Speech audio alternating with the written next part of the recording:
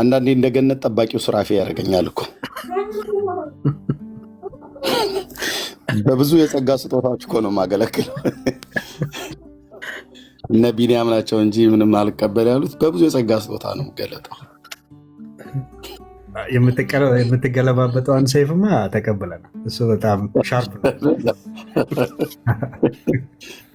ምር ለምንድነው የሚቆጡ? ምንድነው? ምን አድርጋቸው ነው እዚህ ልክ የሚወዱ? ደግሞ እኮ መጥተው እኮ ሲሰሙን እኮ የሚውሉት እያጣጣሙ ማለት ነው። እሺ ዳኒ ማን ነው የተደበቀው ሰውዬ? ትወጣለህ ወይስ ላስወጣህ? ሀጂ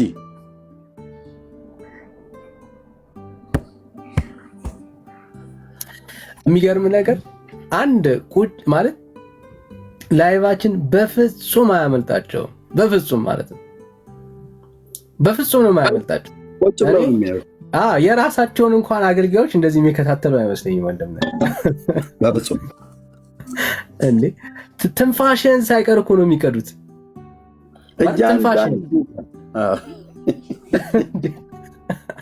እያንዳንዱ ቃልህን ጭምር ነው የሚቀዱት። እና ጌታ ይባረክ። እርስ በርስ ዳር ያዝ እየተባባሉ ነው። ጠገን ያዝ ዳር ያዝ እየተባባሉ ነው ሴቱም ወንዱ።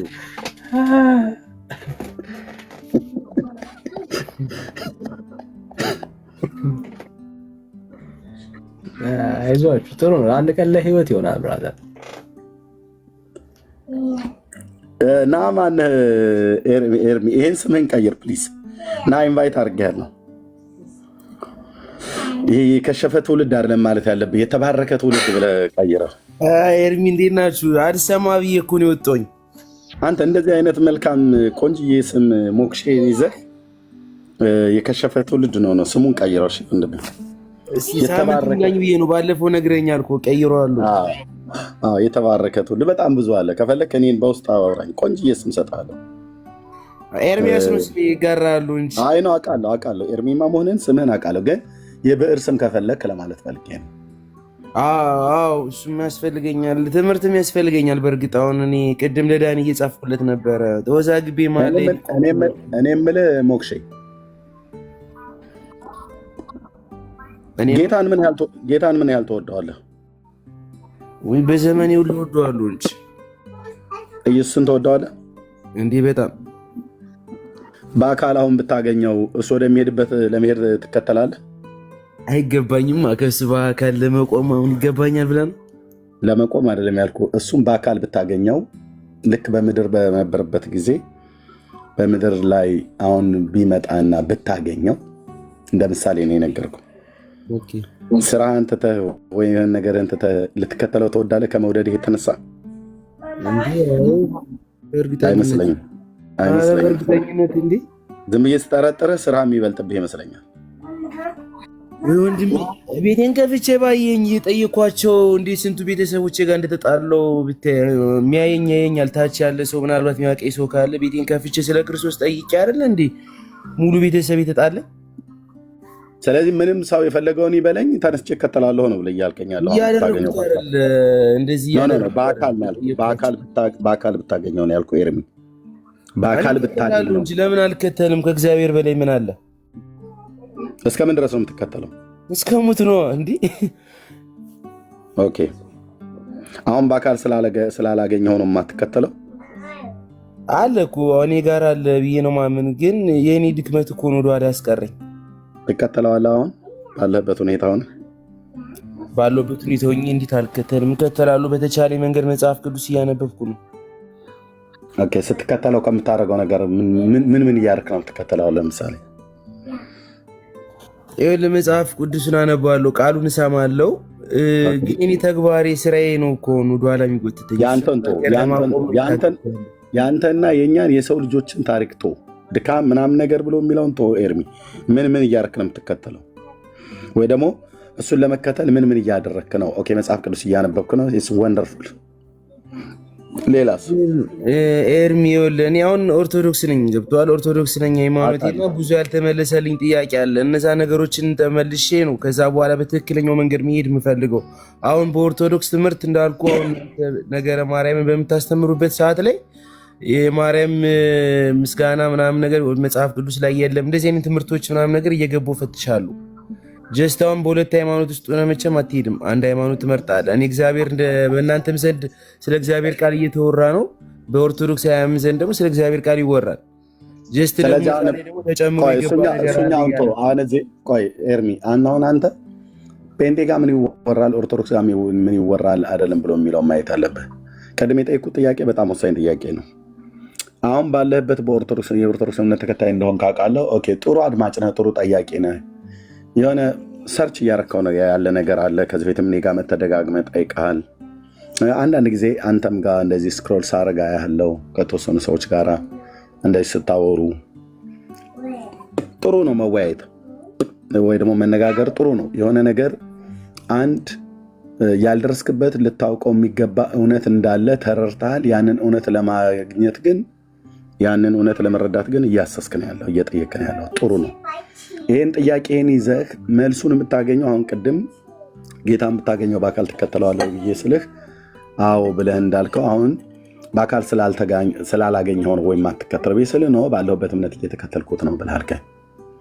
እሺ ባለህበት እምነት ኢየሱስ ክርስቶስን ስትከተል ምን እያደረክ ነው የምትከተለው ብዬ ስልህ መጽሐፍ ቅዱስ እያነበብኩኝ ነው አልከኝ።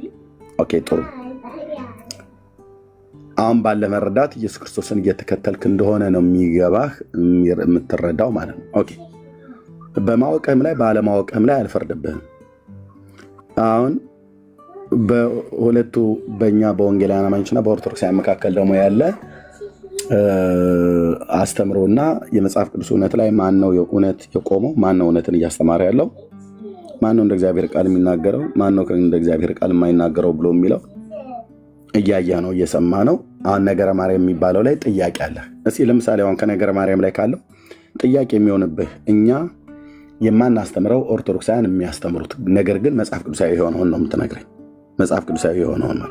መጽሐፍ ቅዱሳዊ ያልሆነ ሰው የፈለገውን ነገር ያወራል፣ የፈለገውን ነገር ያስተምራል፣ የፈለገውን ነገር ያስባል። እኛ የወንጌላውያን አማኞች ነን። የጌታችን እናት ማርያም በጌታ እህታችን ነች፣ በጌታ እናታችን ናት። ይህን ብዬ ስዕሏ እንዳትመጣበት። ስዕሏ ከመጣች እሷ የኛ መቼም የግዑዝ ነገር ጠላት የለንም እንጂ እሷ እኛ አንቀበላትም። ልክ እኔ ከሰይጣን እኩል ነው ማያት ያቺ ስዕሏ ላይ ያለችው ማለት ነው። እውነት ለመናገር ለምንድን ነው እንደዚህ ብዬ የምለው? የጌታዬ እናት አይደለችም። ይሄ ቴክኖሎጂ አንተ አሁን በውጭ ሀገር ስላለህ ኤርሚ ቼክ አድርግ። ስዕል መቼ ነበር የነበረው? ፎቶግራፍ ማለት ነው። ኦኬ ድሮ እንደዚህ ተመነጫጭሮ የሚሰሩት የአሕዛብ ጣዖታት ተብለው የሚባሉ በየግድግዳ ላይ በየእንጨት ላይ እየተፋቁ የሚሰሩ አሉ። ኤንሸንት የተባሉ በተለይ ኢጂፕሻውያን፣ ባቢሎናውያን፣ አሶራውያን የሚባሉት ጋር ሄደ ኤንሸንት የተባሉት ጣዖቶቻቸው ላይ ብታይ በየግድግዳቸው ላይ በየቀይ ሸክላ ላይ በየድንጋይ ላይ የሆነ ቅርጽ የወጣላቸው የሚመስሉ እንዳሁኑ አፍንጫ ምናምን ነገር ያላቸው የሚመስሉ ሳይሆን ስዕል ተብሎ የተባሉት ልክ እንደዛም ቢሳሉ ተቆርቁረው ተቦርቡረው የተሰሩ አሉ። እና አሁን ግን ይሄ የሴት መልክ ይዞ የተሳለው አሁን ማርያም ተብላ የምትባለው አይነት ነገር የለም፣ በመጽሐፍ ቅዱስ ታሪክ ውስጥ የለም። የጌታ እናትም እንደዚህ አይነት መልክ የላትም፣ በፍጹም የላትም። መልኳ ምን አይነት እንደሆነ እንኳን ራሱ አይታወቅም። እስራኤላዊት እህት ናት፣ እስራኤላዊት እናት ናት። ቀይም ትሆን ከለሯ ቀይ ትሆን አጭር ትሆን ረጅም፣ ወፍራም ትሆን ቀጭን፣ ምንም ስለ ተክለ ሰውነቷ የጻፈልን ስለ ቆዳዋ ከለር የጻፈልን ነገር የለም። የጥንት ዕብራውያን ያላቸውን አይነት ደምና የቆዳ ከለር ነው ያላት። ይታወቃል። ያ የቆዳ ከለር አይታወቅም። የቆዳ ከለሩ ባልታወቀበት ነው አሁን እነዘበነ አይ ጥቁሩ ነው መሆን ያለበት፣ ጥቁሯ ማርያም ነች እና የነጫጮቹን አውርዱ ጣሉና ኢትዮጵያዊት አይነት ከለር ስጧት ብለው እያሉ ትግል ላይ ናቸው። አውጡ እነዚህ ነጫጮች በየቤታቸው ያስቀመጣቸዋቸውን ስዕሎች እያሉ ነው ማለት ነው። ስለዚህ እኛ የጌታ እናትን ብለን ስንል ጌታን የወለደችው በፎቶ ማናቃት፣ በመልክ ማናቃት፣ ታዛዥነቷና ትህትናዋ እግዚአብሔርን መፍራቷና የአማኝ ሴት እንደሆነች መጽሐፍ ቅዱስ ላይ በተጻፈው ልክ በክርስቶስ እናታችን በክርስቶስ እህታችን ብለን ስንል መጽሐፍ ቅዱስ ላይ ከስሟና የተናገረችው ንግግር ጌታ ስለሷ ያደረገው ነገር ብርቱ የሆነው እሱ ታላቅ ስራን በሷ ያደረገባትን ያቺን እናት ነው የምንጠራለን። ስለዚህ አሁን ያቺ ጌታን የወለደች የክርስቶስ እናት በእናንተ እምነት በኢትዮጵያ ኦርቶዶክስ ተዋሕዶ ቤተክርስቲያን ስሟን ቀጥታ ወስደው ምግባሯ ግን ብራዘር የኔ እናንተ እናት ባህሪያቸውና ምግባራቸው እንደውም ቅዱሳን ናቸው ነው ተብሎ የሚባለው። የኔና ያንተ እናት የሁለቱ ኤርሚዎች እናት የኔ እናት በሕይወት አለች አዶነ ማዘር በሕይወት ካለች ያንተ ከሌሉም በጣም ይቅርታ ግን እንደ ምሳሌ አሉ አይደል አሉ። በቃ የኔም አለች። የኔ እናንተ እናት የማያደርጉትን ነው አድርጋለች ብለው የጻፉት መጽሐፉ ላይ። ለእኔ እናንተ እናት ነውር የሆነውን ነገር ማርያም ግን አደረገችው ብለው ይለዋል። ለምሳሌ አለቃ ገብረሐና የሚባሉ ሰው እንዳሉ ታውቃለህ። እሳቸው በታሪክ ውስጥ ነበሩ፣ አሁን ግን የሉም፣ ሞተዋል። እሳቸው በሕይወት ዘመን ሳሉ የተናገሩት ንግግሮች አሏቸው፣ አባባሎች፣ ብሂሎች አሏቸው የሚታወቁ፣ አንዳንዶችም በመጽሐፍ ተጽፈዋል። እሳቸው ከሞቱ በኋላ ደግሞ ማንም ጫትም ሲቅም መጠጥም ሲጠጣ በሚርቃናሚውም በሞቅታ የመጣለትን ከልቡ የጸነሰውን የኃጢአትን ሀሳብ አውጥቶ አገናኝቶ ይናገርና ማነው ለአለቃ እንዲህ አሉ ይላል። እሳቸው ከሙታን ተነስተው ቢቀሰቀሱ ኧረ እኔ ይሄንን ቃል እኔ ራሱ አላውቀውም ብለው እንደሚሉ ምንም ጥርጥር የለውም። መነኩሴው በሮብ ቀን ተደብቀው እንቁላል እየጠበሱ በማንኪያ ላይ አድርገው ማንኪያዋ ላይ እንቁላሏን አስቀመጡና በጧፍ ከስር ያነዷት ጀመር። ማን ይሞታል? እኛ እኮ ዝም ብለን እንበላ ነበር። እና ቀስ እያሉ ጧፏ ከስር ተነዳለች። ማንኪያው ሰፋ ያለ ነገር ነው፣ እንደዚህ እንደ ጭልፋ ነገር ነው። እዛ ላይ አድርገው ክሽን እያደረጉ እየጠበሱ ነው። እፍን አድርገው ማለት ነው። ጧጠሽ ምናምን ነገር የሚል ነገር እንዳይኖር አድርገው እና እንደ ድንገት ሌላኛው መነኩሴ ሌላኛይቱ አልኩ ደግሞ ተው በቃ ኤርምያስ እሱን ዘላለው ሌላኛው ብቻ ገቡ። ከፍተው ሲገቡ ሌላኛው መነኩሴ በማንኪያ ላይ አድርገው ድምፅ በሌለው መሳሪያ እንደ መግደል እንደሚባለው እንደዛ እያደረጉ እንቁላሏን እያበሰሏት ነው። እና አዩና ምን ነው አባ ብለው ሲሉ ምን ነው በሮብ ቀን ምን ነው እንደዚህ ሲሉ ልጄ ሰይጣን አሳስቶ ነው ብሎ ሲል ሰይጣን ብቅ ብሎ አይ እኔ ያለ ዛሬም አላየው እንደዚህ አይነት አጠባበስ ራስዎት ነው ያሳዩኝ፣ በእኔ ያሳቡ ይገባዎታል ብሎ ሰይጣናቸው ተናግሮ ሄደ ይባላል። ይህንን ነው እንግዲህ ኦርቶዶክስ ያስቆመቆመችን። ልጅነቴን አንዱ ሰጠጣ የነበረው እንደዚህ አይነት ነገር ነው። እና አለቃ የማያውቁት ሰይጣን የማያውቀውን አጠባበስ መነኩሴው እንደጠበሱ አለቃ የማያውቁትን ንግግር በጣም ብዙ ኢትዮጵያውያን አውርተውታል። እንዲሁም ደግሞ ማርያም የማታውቀውን ኦርቶዶክስ በጣም ብዙ ጽፋለች። እናንተ ኤርሚሻ ምን እናደርግ ታዲያ? የጌታ እናት አሁን ነይ ውረጅ ነይ ፍረጃ እንላት ብትመጣ ግን ይህንን አላልኩም መድኃኒዓለም ይፍረድባችሁ ብላ እንደምትል ምንም ጥርጥር የለኝም። በጣም ብዙ የማታውቀው ያላደረገችውን አደረገች፣ ያላሰበችውን አሰበች። ለምሳሌ ከሀሳቡ እንኳን ደረጃ ለምሳሌ ኤርሚ ብጠይቅ መልአኩ ቅዱስ ገብርኤል ማይኩን ክፈተ ኤርሚ፣ መልአኩ ቅዱስ ገብርኤል ማርያምን አመስግኗታል አይደል? አዎ ኦኬ፣ አመስግኗታል አይደል? አመስግኗታል ነው የሚባለው ወይስ የተላከውን መልእክትን ወደ እሷ ተናገራት የሚባሉ እኮ? አመስግኗታል አይደል? መልእክቱን ሲነግራት እንጃ ግራ ተጋባሁ። እዚህ ላይ ደግሞ ነው እንደዚህ ግራ የምታጋባው። አይ ግን እኔ ግራ ተጋባሁ ማለት ሌላው ሰው ይጋባል ብዬ አላስብም። ጀስት እኔ ግን በራሴ ነው ምንድነው የእግዚአብሔርን ቃል ይዞ መጥቶ ለእሷ ብጽዕት መሆኗን የነገረበት መንገድ ምናምን ነገር ነው እኔ የተማርኩት። አንቺ ቆይ በእውነት እያወራሁ ነው። ግራ ተጋብቷል፣ ቀኝ ተጋብቷል ብቻ አይደለም። ብዙ ሰው ኋላም ተጋብቷል፣ በፊትም ተጋብቷል። ባልተጋቡበት ነገር የለም ኦርቶዶክስ ውስጥ። ኦኬ፣ ማርያምን ገብርኤል አመሰገናት ይላሉ። ሰላምታ ሲሰጣት ይህ እንዴት ያለ ምስጋና ነው ብላ አሰበች ነው አይደል የሚለው ኤርምዬ? እንደዛ አይደል የሚለው ቃሉ? እየሰማሁ እሺ። ይህ እንዴት ያለ ምን ምስጋና ነው ብላ አሰበች ነው አይደል ብሎ የሚለው? አዎ እንዲህ ብለው ነው የነገሯችሁ። ታይ በመድኃኒዓለም አሁን ኤርሚ ራስህ ዳኝነቱን ሰጥተህ ይህን ጉባኤ ትበትነዋለህ። ከዚህ ሁሉም ወደ ቤቱ ይገባል ማለት ነው። ኦኬ መልአኩ ካወራት በኋላ ምን አለች? እንዲህ አለች፣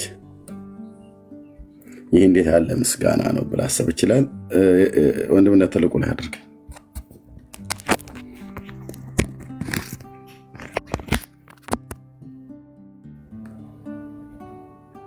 እሺ ኤርሚሻ እስኪ ይህንን አንብበው። ከለር ያደረግበትን ነው። ይህንን እርሷም ባየችው ጊዜ ከንግግሩ በጣም ደነገጠችና ይህ እንዴት ያለ ምስጋና ነው ብላ አሰበች። ተሳስተሃል ስታነበው እንዴ።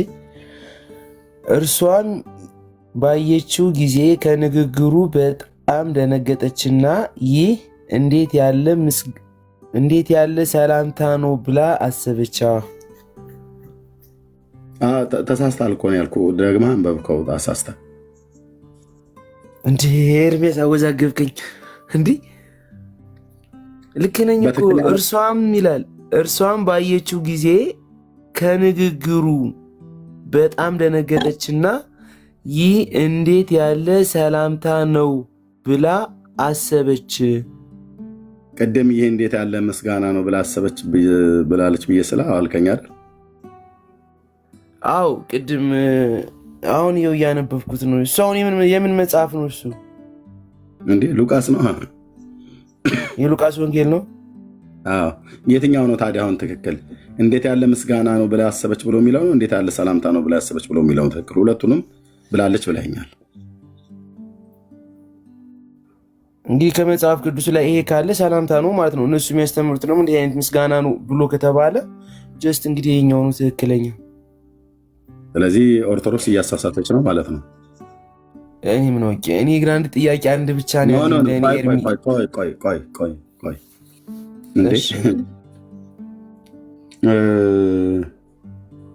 እናንተ ቤት መጥቼ በሩ ላይ በቆም በሩ ነው የምትከፍትልኝ ወይ በመስኮት ነው ዞረህ ግባ የምትለኝ? በሩ ነው እንጂ የምከፍትልህ።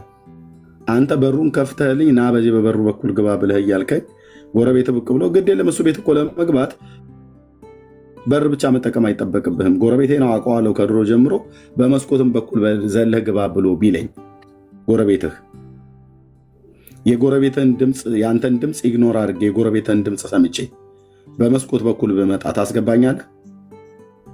አይሆንም። እንዴት ብሎ ይሆናል? ጎረቤት ናቸው አይነገሩም እንጂ እኔ ቤት እኮ ነው።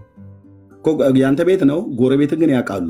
ምናልባት ከዛ በፊት በመስኮት በኩል ስታስገባ ሰው አይተው ሊሆን ይችላል። እሳቸውም ገብተው ሊሆን ይችላል። ሂዶን ነው። ቅርብ ናቸው። አብረህ ነው የምትውለው። አብረህ ነው እዛው አካባቢ የምታመሸው፣ ቡና የምትጠጣው።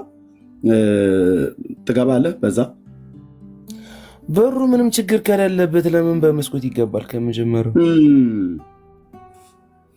ስለዚህ ትክክለኛው አገባብ የሚገባው በምንድን ነው ማለት ነው? በበር ነው። በበር ነው። መንፈሳዊ ነገርን ትክክለኛነቱን የምትረዳው በምንድን ነው? በእግዚአብሔር ቃል ወይስ በሰው ንግግር? በእግዚአብሔር ቃል ነው እንጂ የእግዚአብሔር ቃል ሰላምታ ነው ይላል አይደል? እንዴት ያለ ሰላምታ ነው ብላ አሰበች ይላል አይደል? የመልአኩ ንግግር በማርያም አንደበት በማርያም አእምሮ የተረዳችው ሰላምታ ነው ብላ ነው አይደል ያሰበችው እሷ? እናንተ ምስጋና ነው ያሰበችው ብላችሁ ስትሉ ከእሷ አእምሮ ይልቅ የኛ አእምሮ የተባረከ ነውና እኛ ስለ እሷ እናስብላታለን። እሷ ራሷ ስለ ራሷ ያሰበችው ትክክል አይደለም እያላችሁ ማርያምንም ጭምር እያረማችኋት እንደሆነ ነው የምንረዳው አይደል? የእሷ ሀሳብ ሰላምታ ብላ ካሰበች እናንተ ምስጋና ብላችሁ እንዴት ታስባላችሁ? This is Orthodox። የጌታ እናት ማርያም እንኳን ያሰበችውን ሀሳቧን እንኳን አታከብሩላት። ከመልአኩ ጋር ያወራችሁ እሷ ከመልአኩ ጋር ኤርሚ ተቋርጣ ነበረ። ኖ አንተ ጋር ነው እንጂ እኔ ጋር አይደለም። ኦኬ እሺ፣ ምን አልከኝ? አንደኛ የጌታ እናት ማርያም ያሰበችው ምንድነው? ይሄን የመልአኩ ንግግር ሰምታ ከንግግሩ በጣም ደነገጠችና ይላል። ከዛ ይህ እንዴት ያለ ሰላምታ ነው ብላ አሰበች ይላል። ስለዚህ ማርያም የተረዳችው የመልአኩ ንግግር ሰላምታ መሆኑን አይደል? እናንተ ደግሞ የመልአኩ ንግግር ምን ብላችሁ ነው የተረዳችሁት? ምስጋና አይደል? ኤርሚ እኔ እንደዚህ አይነት እውቀት የለኝም። አሁን ገና ነው። እናንተ ስትከፍቱ ነው መከታተል ላይ ጀመርኩ። እንድታውቅ ኤርሚ፣ እኔ እኮ እያወቅኩ እየፈጠንኩ አይደለም፣ እንድታውቅ ነው የምነግርህ። ኦኬ፣ ምን ያህል ወንጀል እየተሰራ እንዳለ በእግዚአብሔር ቃል ላይ ማለት ነው። በተለይ በኦርቶዶክስ የጌታ እናት ማርያምን በተመለከተ ምን ያህል ወንጀል እየሰሩ እንዳሉ። ስለዚህ የጌታችን እናት ያሰበችው ሰላምታ መሆኑ ነው አይደል? ኦርቶዶክስ ደግሞ ምስጋና ነው ብላ ነው የምታስበው።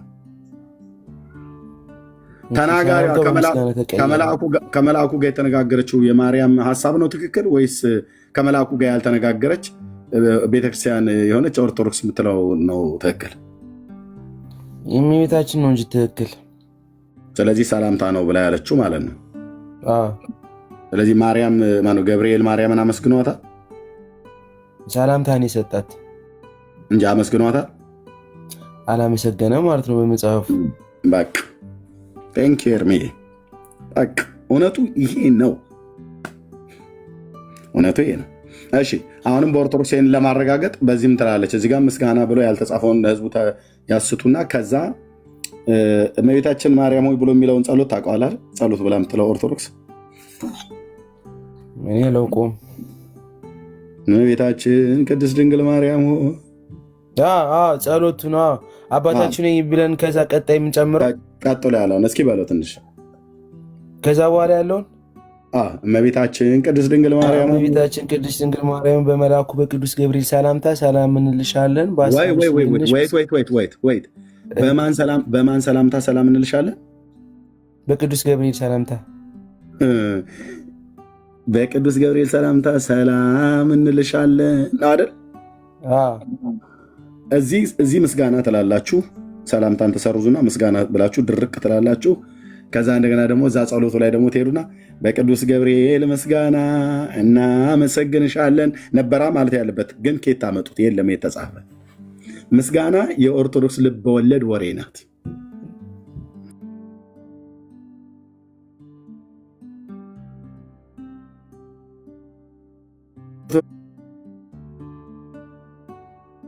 ኦርቶዶክስ የቡና ወሬ ናት ማለት ነው። የደብተራ ወሬ አየህ አይደል? በቅዱስ ገብርኤል ሰላምታ ሰላም እንልሻለን አይደል ብላችሁ ብትሉት፣ ስለዚህ ገብርኤል ሰላም ነው አይደል ያላት? ሰላምታ እንዳቀረበላት እኛም ሰላምታ እናቀርብላታለን ነው የምንለው። ታዲያ ቅድም ለምንድን ነው በቅዱስ ገብርኤል አመስግኗታል ያልከኝ? ታዲያ እንዳስተማሩ አረ ወንድም አለም እኔ በመስማት ነው ሃይማኖቴን ስከተል ነበር። አሁን ነው መጽሐፍ ቅዱስ ማንበብ የጀመርኩት።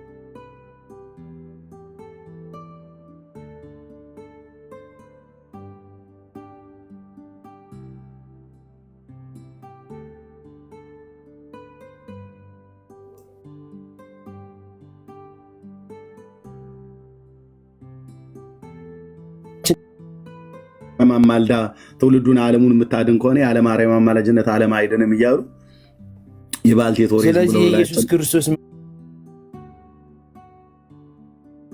መምጣት ምን አስፈለገ? ምን ጥቅስ ነው የሚለው? አንዴ ሌው እና ዳሩ ገላትያ ላይ ምን እንደሚል አንድ ነገር ላሳይ። ከዚህ ጋር ተገናኘ። ጽድቅስ በሕግ በኩል ከሆነ ክርስቶስ እንኪያስ በከንቱ ሞተ ይላል። ጽድቅስ በሕግ በኩል ከሆነ እንኪያስ ክርስቶስ በከንቱ ሞተ ይላል። ማለት ሕጉን ፈጽመን የምንጸድቅና የምንድን ከሆነ የክርስቶስ ሞት ብላሽ ነው እኮ እያለ ነው። ከንቱ ነው ማለት በቃ ምንም አይጠቀም ማለት ነው። ሰው ሁሉ አንደኛ ሕጉ የሚጠይቀውን ጽድቅ ልንኖረው አንችልም። ሲጀምር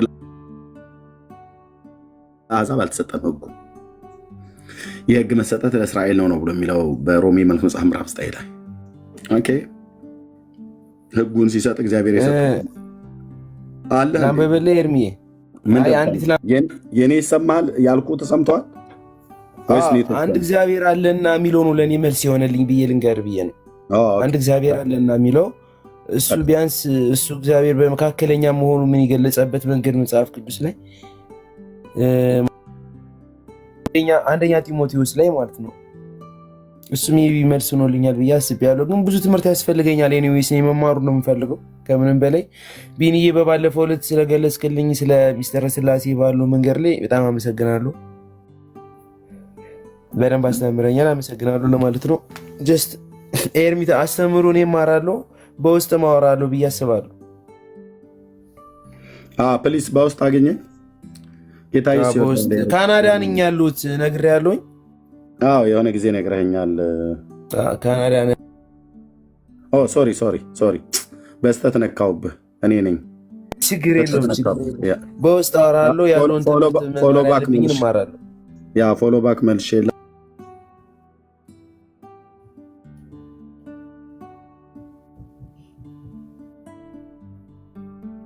ቢኒያም አይሰማም። አመሰግናለሁ ብዬ ነበረ። ወይ ክብር ለጌታ ይሁን። ብራዘር እንኳን ደህና መጣህ። ኤርሚያው በቃ ስልኬን ጽፌልሃለሁ። የዋትሳፕ ቁጥር ደውልልኝ። እደውልልሃለሁ። እናወራለን። ቴንኪው። አመሰግናለሁ ዳኒ፣ እግዚአብሔር ይስጥልኝ። አመሰግናለሁ። የምጠይቀው ጥያቄ ግን ካለ እዚህ መጠየቅ ትችላለህ። እኔ ብዙም ጥያቄዎችን አብዛኛዎችን ከእናንተ በምታስተምሩበት በየቀኑ በተለይ ዳኒም ከዚህ በፊት የእመቤታችን ቅድስት ድንግል ማርያም አድርጋለች የሚለውን ትምህርት በደንብ አስተምሮኛል። አላረገችም ብሎ ነው።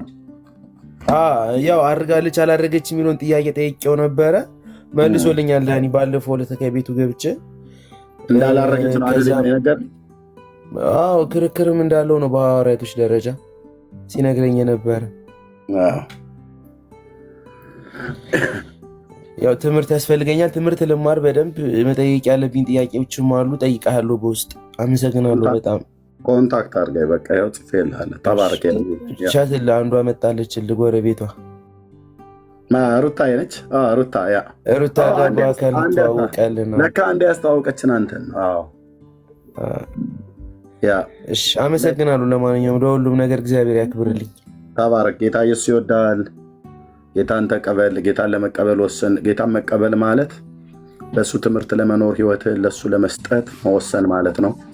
እግዚአብሔር የሰጠህን እድል የሰጠህን ዘመን የንስሐ ዘመንን በከንቱ ማሳለፍ የለብህም። ወጣትነትህ በከንቱ አልቆ ላልሆነ ነገር ኃይልህን ጨርሰህ አቅም ተሟጦ እግዚአብሔር ምናልባት ዕድሜ ቢሰጥህ በስተርጅና ወራት ጌታን ብታገኝ ያው ከዘላለም ሞት ትድናለህ። ግን ዛሬ በጉብዝና ወራት ፈጣሪን አስብ፣ ደስ የማያሰኙ ዘመናት ሳይመጡ ተብሎ እንደተጻፈ ዛሬ ላይ ግን በዚህ በወጣትነት ዕድሜህ ጌታን ብትቀበል፣ መጽሐፍ ቅዱስ ብታነብ፣ መጽሐፍ ቅዱስ ብትማር ጥሩ ሀገር ነው ያለው። ካናዳ ስራ ትሰራለህ፣ ትምህርት ትማራለህ።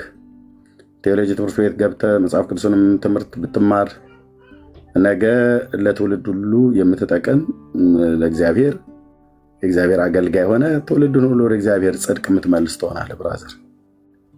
ስለዚህ ሪዋርድ አለው በምድር ብቻ ሳይሆን በሰማይም ጭምር ማለት ነው።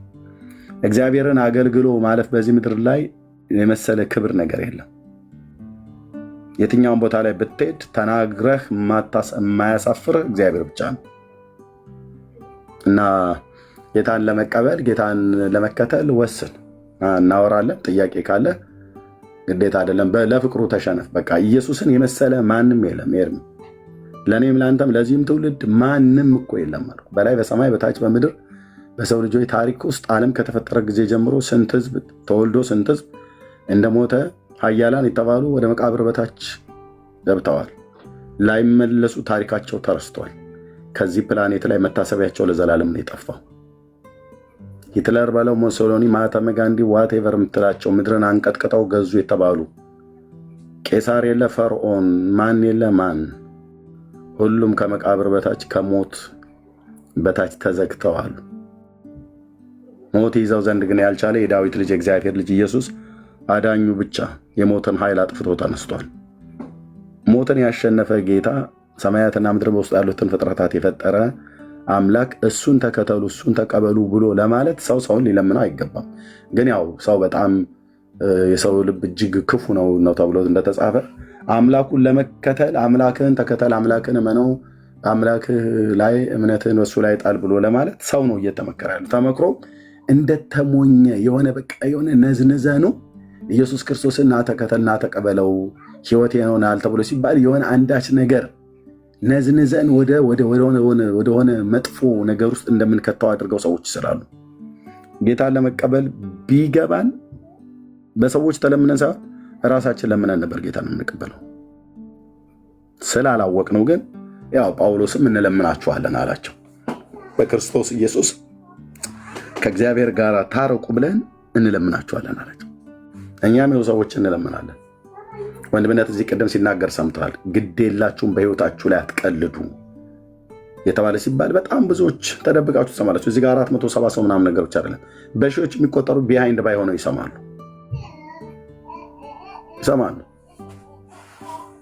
እና ሰቡ እውነትን ተጠምቷል። እውነት የት እንዳለ የሚያውቃል።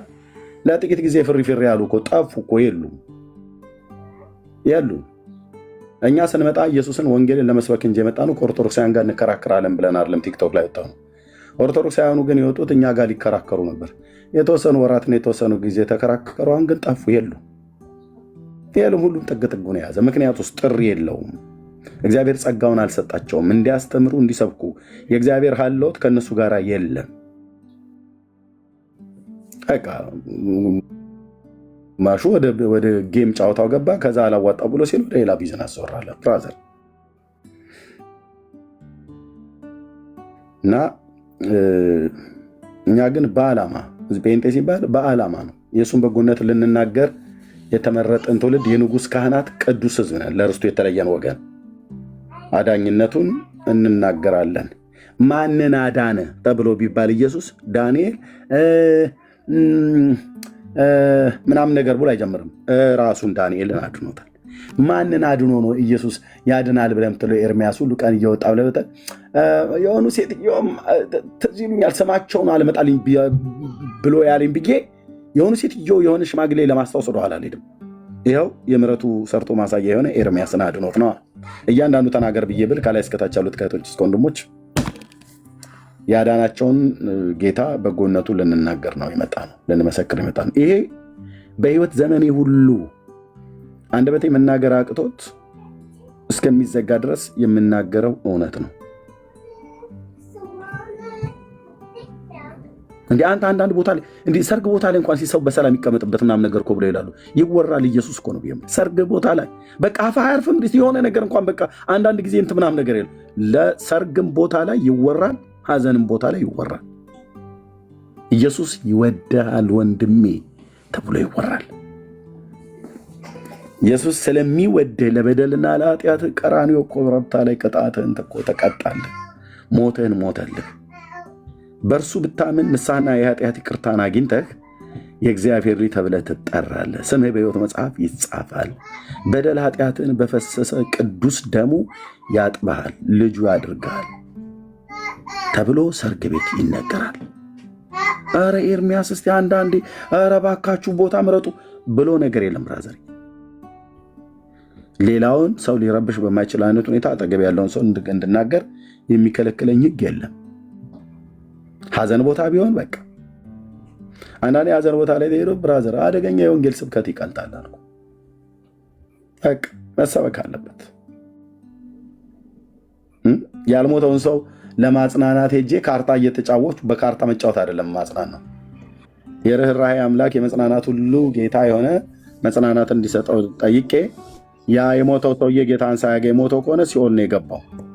ስለዚህ የኛውም ሰውዬ ተከትሎ ሄዶ ሲኦል እንዳይገባ እባክህ ጌታን ተቀበል ይባላል። ሩታዬ ማይክ ከፍተሻል ሚታል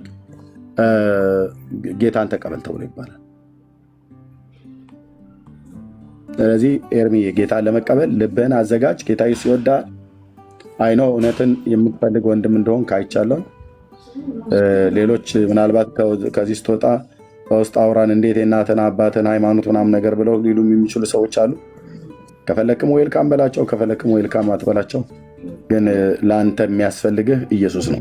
ለእኔ ያስፈልገኝ ኢየሱስ ነው። ሩታ እየሰማች አይደለም? ወንድምነት አውርዳት። ሌላ ነገር አይ ቲንክ ስራ ቦታ ላይ ነች። ሌላ ነገር እንዳይሰማ ሆስፒታል ውስጥ ነው ያለችው። ኦኬ። እና ኤርሚ ራስን ጠይቅ። መዳን ያስፈልጋል። የዘላለም ህይወት ያስፈልጋል። ያን የዘላለም ህይወት ደግሞ ዳንኤል አንስቶ አይሰጠም፣ እኔ አንስቼ አልሰጠም፣ ኦርቶዶክስ አንስታ አትሰጥህም፣ ጴንጤ አንስቶ አይሰጥህም። እግዚአብሔር በልጁ በክርስቶስ ኢየሱስ በኩል ሰጥቶናል። እግዚአብሔር በልጁ በኢየሱስ ክርስቶስ በኩል የሰጠህን ያንን ህይወት ተቀበለው ብለን ነው እኛ የምንሰብከው ሲል ማለት ነው። ወንድምነት ቀጥል አለሁኝ። ጸጋ ይብዛላችሁ ወገኖች። ታብና ኮፒሊንግ ሼሩ ግን አልሄደም። ብዙዎች እኛን የማይመለከት እንግዳውንም የማያንጽ እኛንም ምንም የማያስተምረን ያልሆነ ኮሜንት ከምትጽፉ ታብና ኮፒሊንግ ሼር ብታደርጉት ቫይራል ይወጣል። ጸጋ ይብዛላችሁ። እንደምናቀጥል ቴንክ ዩ ኤርሚዬ፣ አመሰግናለሁ። እደውልልሃለሁ፣ የሚመች ሰዓት ላይ እደውልልሃለሁኝ፣ እንገናኛለን። እግዚአብሔር ይስጥልኝ ስላስተማራችሁኝ አመሰግናለሁ። የስ ኦኬ አምካሚን አመሰግናለሁ ዳኒ፣ እግዚአብሔር ይስጥልኝ። ኤርምሻ ተባረክ፣ ጸጋ ይብዛልህ፣ አትጥፋ። እሺ እመጣለሁ። ወንድምነትንም አገኘው ኤርሚ፣ ከቻልክ ወንድምነትንም ፎሎ አድርገውና ስልክ ተለዋውጡ። ድንገት እኔ ጋር ስልክ ቢበዛ እንደው ቶሎ እንኳን ባላነሳል ወንድምነትን ታገኘዋለህ። እሺ በውስጥ ፍልታለሁ ቁጥሬ።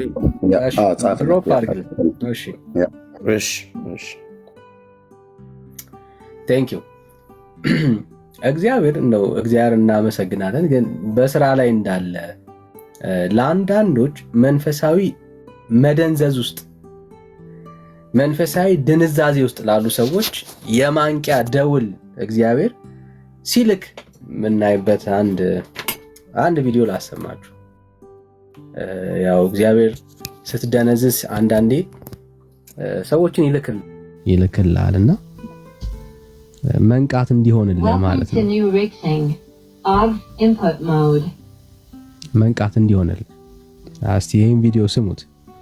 ምን እንደተማራችሁ ምን እንደተረዳችሁ ታሳዩናላችሁ። ሲሶ በክርስቶስ ሆኜ ዛሬ ምነግርህ ካለህበት ውጣ፣ እግዚአብሔር ይወድሃል። በክርስቶስ ቁም። የጠራህ የታመነ ነው። ዛሬ ላይ አቆመህ የወደደህ ነው። ሊገፋህ አይደለም፣ ብዙ ጊዜ እድል እየሰጠህ ነው። ይሄን እድል ስለ ብዙዎች ጆሮአቸውን እንዳይኮረኩር ያን ታላቅ ፍቅር ግለጥላቸው። እየሞተ ያዳነህን እየቆሰለ ቁስልህን የፈወሰውን እየታመመ ስላንተ ሰላም የጸለየን እየካድነው ወደ ድል ክለታችንን የቀየረ ይሄን አምላክ እንድታየው እፈልጋለሁ። አንተ ቤት ስለኔ ብዙ ሰዎች ብዙ ነገር ብለዋል፣ ብዙ አውርተዋል። እኔ እረፍት በሚያሰጠው ጌታ በእረፍቱ ጌታ ፊት ዛሬ ቆሜ ላወራቸው የፈለግኩት በጌታ ባለ ጸጋና ክብር ሰላም ነው። ሲስዬ ጌታ ይወድሃል። ጌታ አብዝቶ ይናፍቃል። እውነቴን ነው የምልህ። ዛሬ እንደ ትናንትናዋ ቤተክርስቲያን እንደ ትናንትናዎቹ አባቶች እግዚአብሔር ያንተን ነፍስ ይፈልጋታል። ቅዱስ ዮሐንስ አፈወርቅን ያህል ህይወት እንድኖር ካልጠራኝ ሁአምአይ እኔ ማነኝ? ምንድነኝ? እኔ ፖሊካርፕን ካልሆን እኔ ማነኝ? ምንድነኝ? አሳንሶ አልፈጠረኝም። እሱን እንደሆነና እንድኖር ነው። ጓደኞችህን ጠይቃቸው፣ የሰበሰብካቸውን በዙሪያ ዛሬ ልንገርህ። እውነት ቅዱስ ዮሐንስ አፈወርቅን ሆነዋል? ኖረውታል? ጠይቃቸው፣ ታውቃቸዋለህ። አግናጥሮስን ኖረዋል? ሆነዋል? ጠይቃ። እኔ ዛሬ ጠይቃለሁ። ፖሊካርፕን ሆነዋል? ኖረዋል? እጠይቃለሁ ዛሬ። አትመልስልኝም፣ ያሳፍርሃል። አየህ፣ እኔ የተከተልኩት አምላክ በሰው ፊት የሚያሳፍረኝን ሳይሆን በሰው ፊት ከፍ ከፍ የሚያደርገኝን ነው። እንድኖር ለዚህ እድል ነው የተጠራሁት።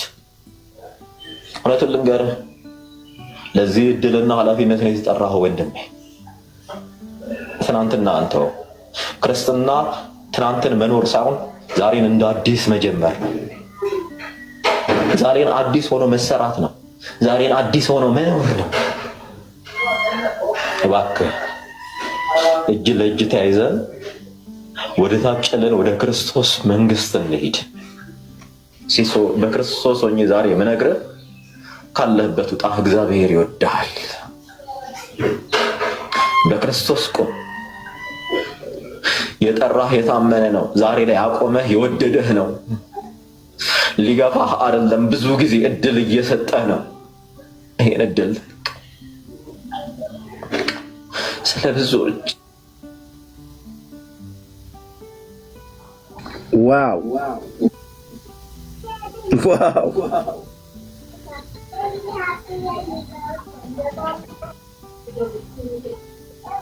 ምንድን ያሰማኝ ወንድም ነው። እሱ ጌታን በሚያሰድብበት ፔጅ ላይ ጌታ ይናገረዋል። ቁጭ ብሎ ማለት ከፍቶ ጌታን በሚያሰድብበት የወንጌል አማኞች ላይ በሚሳለቅበት ፔጅ ላይ ትናንትና ጌታን ያገኘ ሰው ነው ፊተኞች ኋለኞች፣ ኋለኞች ፊተኞች ብሎ የሚለው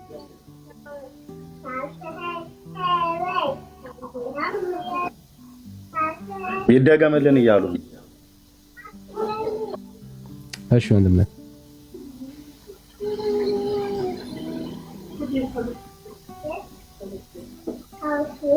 ጌታ ኢየሱስ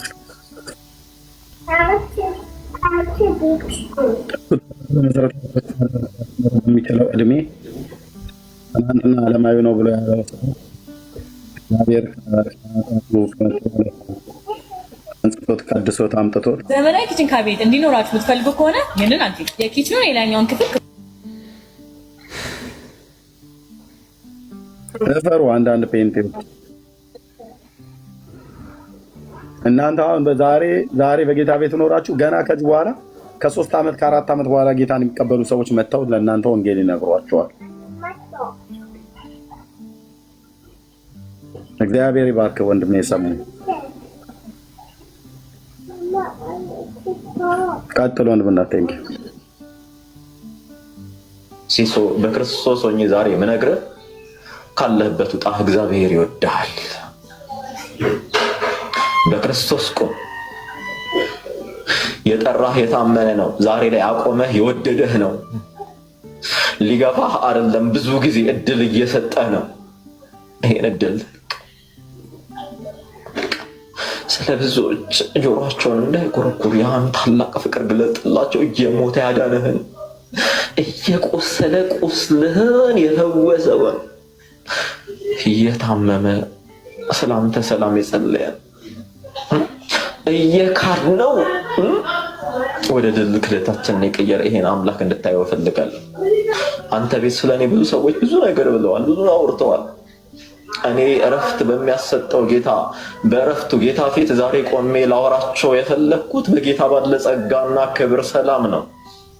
ሲስዬ ጌታ ይወድሃል። ጌታ አብዝቶ ይናፍቃል። እውነቴን ነው የምልህ። ዛሬ እንደ ትናንትናዋ ቤተክርስቲያን እንደ ትናንትናዎቹ አባቶች እግዚአብሔር ያንተን ነፍስ ይፈልጋታል። ቅዱስ ዮሐንስ አፈወርቅን ያህል ህይወት እንድኖር ካልጠራኝ ሁአምአይ እኔ ማነኝ? ምንድነኝ? እኔ ፖሊካርፕን ካልሆንኩ እኔ ማነኝ? ምንድነኝ? አሳንሶ አልፈጠረኝም። እሱን እንደሆነና እንድኖር ነው።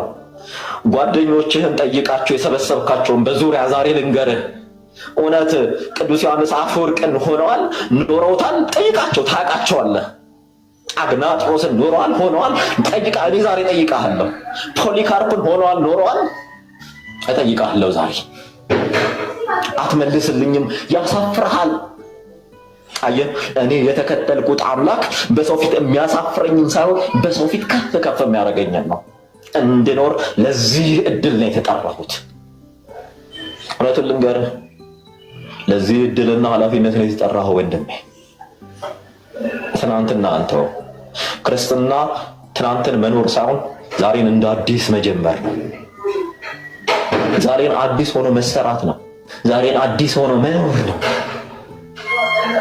እባክህ እጅ ለእጅ ተያይዘን ወደ ታጨለን ወደ ክርስቶስ መንግስት እንሂድ። ሲሶ በክርስቶስ ሆኜ ዛሬ የምነግርህ ካለህበት ውጣ፣ እግዚአብሔር ይወድሃል። በክርስቶስ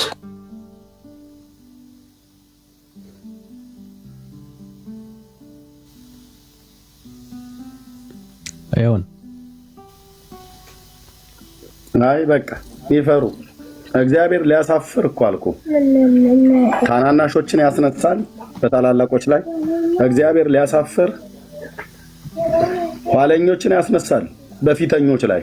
አሁን በሰሙና በሲሳይ በኩል የምናየው በፊተኝነትና በኋለኝነት ወደ ጌታ መጣ ብሎ በማለት ማለት ነው። ኦኬ ሲሳይ እንግዲህ እንደነገረኝ አባቱ በጌታ ቤት ያደጉ በቤታም ቤት ያሉ እሱም በጌታ ቤት ያደገ በሙሉ ወንጌል አማኞች ስርዓት ጌታን የሚያመልክ ሰው ነው። አይደለም ለኛ ለቤተክርስቲያን አልታዘዝ ብሎ 2 ጊዜ ቤተክርስቲያን እንትን ብላው ዘግቶ እንኳን መቀመጥ አቅቶታል። ፔንቴኮስታል ሲሰደብ ይስቃል፣ ኢየሱስ ሲሰደብ ይስቃል፣ ወንጌል ላይ ሲያላግጡ ይስቃል፣ በልሳን ላይ ሲያላግጡ ይስቃል፣ ሙሉ ወንጌልን ሲያብጠለጥሉ ይስቃል። እንዲህ አይነት ትውልድ ማለት ነው። እኔ ምናልባት እንደው ከተሻለው ብዬ ልቀርበው ፈልጌ ነበር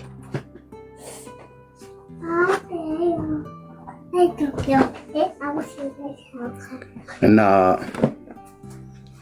ያሳዝናል። ቀጥሎ እንደምነት እንኳንም ሰማን። ግን እንደዚህ አይነት ነገር ሰላም ልበላችሁ ወንድሞቼ። ዳኒ ሄዱዬ እንዴት ነሽ?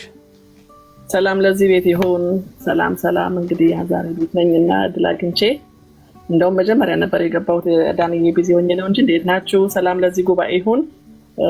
ወንድማ እህታችን መሲ ኦፊሻል፣ ሰኒዬ፣ የምወደው ወንድሜ ኤርሚ፣ ሁላችሁም ሰላም ብያለሁ። ዋው በጣም የሚገርም ነው የሰማነው። በጣም በጣም በቃ ተደጋግሞ ቢሰማ ራሱ በጣም የሚገርምና ኤርሚ እንኳን ብዙ ጊዜ ጠይቀው ነበር። ራሱ አንድ ጊዜ ሲሶን ጠይቀው ነበር ቲክቶክ ፕላትፎርሙን የከፈትከው ለምንድን ነው ስትለው ለመሳቅ ብለዋል እኮ ቃል በቃል ረስተው እንዳይሆን እንጂ እኔ ለመሳቅ ነው የከፈትኩት እኮ ብለዋል። ልስቅ ነው የከፈትኩት ብለዋልና ወደ ልቦናው የመለሰው እግዚአብሔር ነው የምንለው እና ከመጽሐፍ ቅዱስ አንድ ነገርም ሰማሁ። አይ ቲንክ እውነት ከሆነ አይ ዶንት ኖ ግን ሰምቼ ነው ማጣራት ፈልጋለሁ። ቸርች ከፍታለሁ ምናምን ነገር ብሎ የሚል ነገር አይነት አስቡ አልተሳካለት የሚል ነገር ሰምቻለሁ። ግን እኔ ራሱንም ስለምደውለት ጠይቀዋለሁ። አኩርፎ ከሆነ ማለት ነው ሳይሳካለት ሲቀር የከሰረበት ነገር ከሆነ በከንቱ ስሙን አንስተውትም ከሆነ ትክክል አይደለም። ግን እንደዚህ አይነት ነገር ሰምቻለሁ። ግን በዚህ ነው ያልክ የራስን ቤተ እምነት ለማዋረድ በሶሻል ሚዲያ ታሪክ ውስጥ ከማያምኑ ሰዎች ጋራ በጌታ ክብር ላይ ሲላገድ ሲያላግጥ የሚውል ሰው እንደሱ አይነት ሰው ይቻላል እና ታጥሜትየው ግን እናጣራለን። እሺ እና አንድ ነገር ላንብብና ከመጽሐፍ ቅዱስ ሁለተኛ ቆሮንቶስ ምዕራፍ 5 ቁጥር 17 ስለዚህ ማንም በክርስቶስ ቢሆን አዲስ ፍጥረት ነው። ዋው አሮጌው ነገር ሁሉ አልፏል፣ እነሆ ሁሉም አዲስ ሆኗል። እና በአዲስ መንፈስ ሲናገር ወንድማችን ሰሙ አዲስ ሆኖ በቃ በማልቀስ በፍቅር በቃ የሚያስለቅሰው የክርስቶስ የቃሉ ፍቅር እኔ በጣም ነው እስከዛሬ ድረስ የምደነቅበት ነገር። በጣም እንደዛ አይነት የነበረ ደግሞ ሽሽግ ብሎ ነው አሁን እየተማረ ያለው። ድምፁን ጥፍት ሽሽግ አድርጎ ነው እየተማረ ያለው እና የሚያታልለውን ምኞት የሚጠፋውን አሮጌ ሰው አስወግዱ የሚለውን እዚህ ላይ ነው ያየነው። በእውነት እግዚአብሔር ይባረክ። ስለሰሙ ስለ ወንድማችን ሰሙ እግዚአብሔርን በጣም አመሰግናለሁ። ሌሎቻችንም ወንጌል ለሁላችንም ያስፈልገናል እና ኤርሚዬ ስትለው እንደነበር የትንቢተ ኢሳይያስ ምዕራፍ 43 ላይ ያለው የፊተኛውን ነገር አስተውሉ የጥንቱንም ነገር አታስቡ እና ኋለኞች ፊተኞች ይሆናሉ፣ ፊተኞች ኋለኞች ይሆናሉ። አየነው በግልጽ በእውነት በግልጽ አየነውና ማንም በክርስቶስ ቢሆን አዲስ ፍጥረት ነው። ሰሙ ያሁን በአዲስ መንፈስ ነው እንደዚህ አድርጎ እያለቀሰ የሚናገር ያለው አዲስ ፍጥረት ስለሆነ እና በእውነት ይሄ ትልቅ መልእክት ነው፣ በጣም ትልቅ መልእክት ነው። በእኛ ቤት ውስጥ ሆነው በገዛ ወንድሞቻችን በሌሎቹ ሲላገጥና ማላገጫና መሳሳቂያ ሲሆን እኔ አንድ ደቂቃም አልቆይም፣ ቶሎ ነው አልሰማም። እንደውም አንድ ደቂቃም አንድ ሚኒትም አልቆይም። በቃ ጌታ ሆይ እባክህን ልባቸውን ወደ ቀድሞ መልስ ብዬ ነው ቶሎ የምወጣው እንጂ ለነገሩ ድሮም ወንድሞቼ እናንተ ጋር ብቻ ነው እንጂ ያን ያክል እንትን እምል አይደለሁም። ግን በጣም ያሳፍራል። ሌላ ምንድነው ሕዝቅኤል 36 ላይ ምን ይላል? ቁጥር 26 አዲስም ልብ ሰጣቸዋለሁ፣ አዲስም መንፈስ በውስጣችሁ አኖራለሁ፣ የድንጋዩንም ልብ ከስጋችሁ አወጣለሁ፣ የስጋንም ልብ ሰጣችኋለሁ። እንዴት አይነት ድንጋይ የነበረ ልብ፣ ደንዳና የነበረ ልብ የነበራቸው ናቸው። እንግዲህ እዚህ የመጡ በጌታ ፍቅር እያለቀሱ እየሰማናቸው ያለ ነው። ጌታ ይባረክ። ጩኸታችሁ ተሰምቷል። ጌታ ምንም ጸሎት የሚንቅ አምላክ አይደለም። ጸሎት የሚንቅ እግዚአብሔር አይደለም። እና ዮሐንስ 3 ላይም ምን ይላል? እውነት እውነት እልሃለሁ ሰው ዳግመኛ ካልተወለደ በቀር። ይሄ ነው በቃ ዳግም መወለድ ማለት። በቃ ይሄ ነው ንጹህ ልብ ማለት፣ የቀና ልብ ማለት ይሄ ነው። በቃ በውስጥ የታደሰ ማለት ይሄ ነው። ደግሞ የጌታ ኢየሱስ አብዝቶ ይባርክ። ሌሎችም እንደዚህ በእውነት ጥሪ ያድርጉላቸው። ዳንዬ እግዚአብሔር ይባርካችሁ። እናንተም በእውነት እንደዚህ ቀን ከሌሊት እየተጋችሁ ስላላችሁ እግዚአብሔር ይባርካችሁ። ተባረኩ። ሌሎቻችሁ ቀጥሉ፣ እንዳላበዛባችሁ ተባረኩ። አሜን። ተባረኪ። ይኸው ነው ጋይስ፣ እግዚአብሔር ሰው አለው። ባይዘው እግዚአብሔር ሰው አለው እና እኛ ብንሄድ እግዚአብሔር የሚጎዳ የሚመስለው በጣም ብዙ ሰው አለና እግዚአብሔር አይጎዳም። እግዚአብሔር በዘመናት መካከል ሰው አጥቶ አያውቅም። ያው ጌታ እኮ በ12 ሰው አለ ምድርን የገለበጠው። እግዚአብሔር ሰው ያጣም። በጊዜ ግን በአንተ ጊዜና ሰዓት ላይ ያንተ የሆነውን ነገር ለእግዚአብሔር ግን ካልሰጠ አንተ ግን ትጎዳለህ። በገዛ ዘመንህ ላይ እግዚአብሔርን ማክበር ወይ ደግሞ እግዚአብሔርን ማሰደብ ያንተ ምርጫ። በገዛ ዘመንህ እግዚአብሔርን አገልግለህ ካለፍክ ተጠቃሚ የምትሆነው አንተ ነህ። የምናገለግለው ባይዘው ለራሳችን ስናገለግል የምንጠቀመው ራሳችን ብራዘርስ፣ ለራሳችን ወዳጄ። ብድራቴ የአገልግሎቴ ብድራት አለ፣ ከጌታ ዘንድ የምቀበለው አለ፣ ከጌታ ዘንድ የሚሆንልን ነገር አለ። ስለ ስሙ ያሳያችሁትን ፍቅር እግዚአብሔር ይረሳ ዘንድ አመፀኛ አይደለም። ጌታ ደግሞ የማንም ዕዳ የለበትም ወገኖቼና ስናገለግል የምናገለግለው ለራሳችን ቤኔፊት ለእግዚአብሔር ፌቨር እያደረግንለት አይደለም። ትልቅ እድል ነው ማገልገል እና በጣም ራሳችሁን በብዙ ነገር ውስጥ ወጥራችሁ ያላችሁ ወገኖች ማለት ነው። በጣም ራሳችሁን ወጥራችሁ ያላችሁ ቆም ብላችሁ ራሳችንን እግዚአብሔር ሰው አለ። ያው ትላንትና ጌታን የተቀበለ ሰው ያስነሳና ይመክራል። እግዚአብሔር ሰው አለ። በቤተ ክርስቲያን ተመክረህ አልሰማህም? በወዳጅ ጓደኞች ተመክረህ አልሰማህም? በቤተሰብ ተመክረህ አልሰማህም? እግዚአብሔር በቃ ዕድል እየሰጠ ነው። ይሄንን ሁሉ አልሰማ በቤተ ክርስቲያን ሽማግሌ አልሰማ ስትል፣ በጓደኞች አልሰማ ስትል፣ በቤተሰብ አልሰማ ስትል ይሄው ትላንትና አንተ ጋር ገብቶ ሲያሾፍበት በነበረው በሱ ወንጌል ላይ ጌታ ነክቶት ዛሬ ደግሞ አንተን እየመከረ ነው ያለው። ብራዘር ብትሰማ ተጠቃሚ ትሆናለህ። ለእግዚአብሔር ግን ፌቨር አታደርግለት። ወንጌል በማንም ፌቨር አልቀጠለም። ለወንጌል ማንም ፌቨር አላደረገለትም ብራዘር። ማንንም እግዚአብሔር የማንንም ፌቨር አይፈልግም። ሉዓላዊ አምላክ ነው። ሲፈልግ አህዛብ ነገስታትን መጠቀም ይችላል። ብራዘር ለዓላማው ላቀዱ እግዚአብሔር አምላክን የሚከለክለው ማንም የለም። ገንዘቡ ሆነን እግዚአብሔር ከተጠቀመብን ለራሳችን ጥቅም ነው ወዳጆች። እምቢ ብለን ግን ከሄድን የምንጎዳው ራሳችን ነው። እግዚአብሔር ሰው አይጎልበትም። ሰው አይጎልበትም። ሲፈልግ አህያ ያስነሳል እግዚአብሔር። ድንጋይ እግዚአብሔር ይችልበታል ወዳጄ። እግዚአብሔር እኮ ነው። አፍተር ኦል እግዚአብሔር ነው። ይሄ ወንጌል የእግዚአብሔር ነው። እሺ ብለን አብረን ብንሆን እኛው ነን የምንጠቀመው፣ ካልሆነ ራሳችን ነው የምንጎዳው። እና ለወንጌል አማኞች ምናምን ፌቨር እያደረግን አይደለም ብራዘርስ፣ አይደለም ምንም አይደለም። እግዚአብሔር ይችልበታል። ብቻውን መስራት ይችላልና እድላችሁን ተጠቀሙ ጋይስ፣ እድላችንን እንጠቀም። ይሄ ለወንጌል ትልቅ እድል ነው። እግዚአብሔር ሶሻል ሚዲያን ለወንጌል ሰጥቶናል። ኢየሱስን ለማሳየት፣ ጌታን ለመናገር፣ ለመስበክ ጥሩ እድል ሰጥቶናል።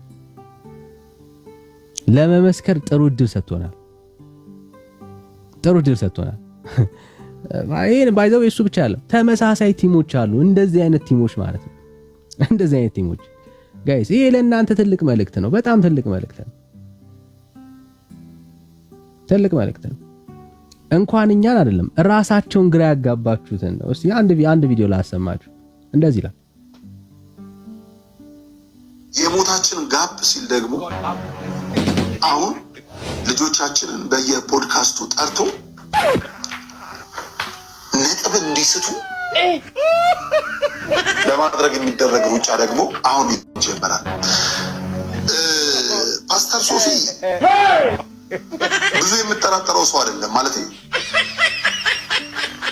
እሱም ራሱ ማንን ተማምኖ የቆመ እንደሆነ አላውቅም። የውሃ ላይ ኩበት ነው። አይንሳፈፍም ወይ አይሰምጥም። የውሃ ላይ ኩበት እኛ አይደለም ያልነው ባይዘው እኛ አይደለም ያልነው ራሳቸው ኦርቶዶክሳውያን የውሃ ላይ ኩበት ወይ አይሰምጡ ወይ አይንሳፈፉ ግራ የሚያጋቡ አሉ። ጋይስ ይሄ መልእክት ነው። እኛ ምንም ይሿችን አይደለም። ዳር ያዙ ጋይስ። የሆነ ዳር መያዝ ጥሩ ነው።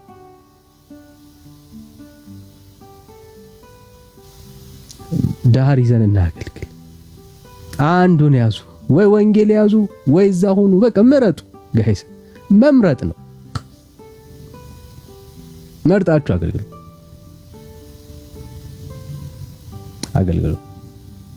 ካለዛ ትጎዳለህ አንተ ብራዘር። ማለት ትጎዳላችሁ፣ ጌታን ትጎዳላችሁ። ራሳችሁን ነው የምትጎዱት። ዘመናችሁን ነው የምታስበሉት።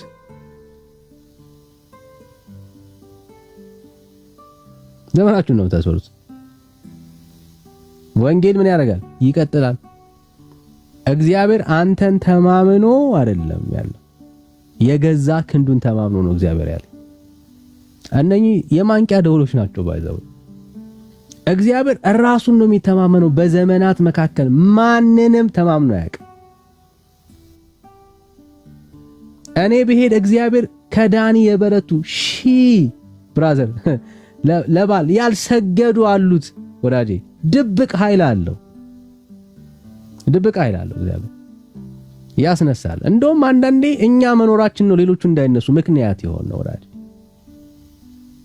እግዚአብሔር ይችልበታል።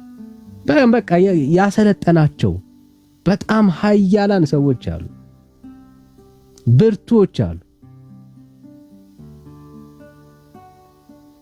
እሺ ብለህ ከእግዚአብሔር ሐሳብ ጋር ብትስማማ ብታገለግል ተጠቃሚ የምትሆነው አንተ ነህ። ለእግዚአብሔር ፌቨር መቼም አታረግ። እግዚአብሔር በማናችንም ፌቨር አይቆምም።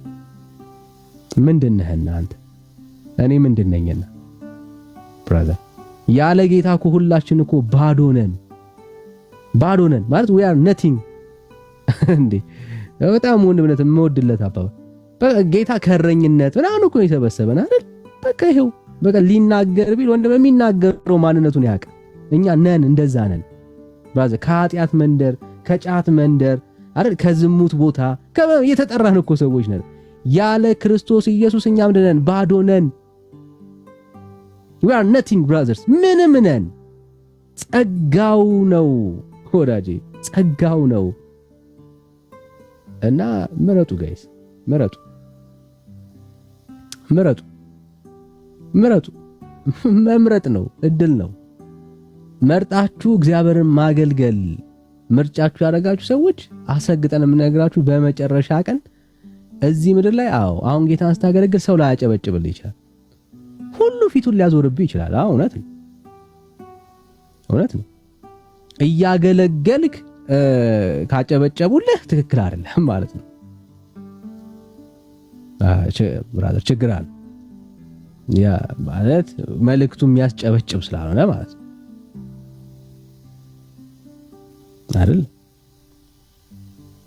አይደለም ብራዘር። ያስወግራል፣ ያሰድባል፣ ክብር ያሳጣል። ወንጌል ባህሪው ነው ብራዘር፣ ባህሪው እኮ ነው አይደል? ወንጌል ባህሪው ነው። ወንጌል እየተናገርክ ጭብጨባ፣ ወንጌል እየተናገርክ ሙገሳ አትጠብቅ። ከሁሉ አቅጣጫ ይነሱብሃል። ግልጽ ነው። የወንጌል ባህሪው ግን ሽልማት አለ፣ ሪዋርድ ግን አለ። ስለ ስሙ መሰደድን፣ መናቅን፣ መሰደብ ሁሉ በላይ ቤት ይቆጠርልሃል። እዚህ ክብር አተን በላይ ብንከብር አይሻልም? እሱ ወርዝ ያደርጋል ብራዘር። እዚህ ስም አተን እዛ ስም ብናገኝ አይሻልም? እሱ ወርዝ ያደርጋል ብራዘር። ምን ዋጋ አለው? እዚህ አጨብጭበውልህ በአባት ፊት የምታሳፍር ሰራተኛ ብትሆን ምን ዋጋ አለው ብራዘር? እዚህ ቦታ ሰተው ብራዘር ጓደኛ አብዝተ በላይ በሰማይ ቤት አላቀም ከመባል ብራዘር። እና ይሄ ለሁላችን መልእክት ነው። እናገለግላለን የምንል ሰዎች ነው። ሶሻል ሚዲያ እግዚአብሔር እድል ሰጥቶናል፣ እንጠቀምበት። በምትችሉበት አቅም ሁሉ ለወንጌል አውሉት። ጌታ የሚታይበት፣ ኢየሱስ የሚሰበክበት፣ እሱ ብቻ የሚወራበት ቲም ይኑረን። ዘመኑ እየቀረበ ነው። ከትላንትና ይልቅ ዛሬ ከትላንት ይልቅ በጣም ዘመኑ በጣም ለክርስቶስ ኢየሱስ መምጫ ምልክቱ እየታየ ነው ያለው።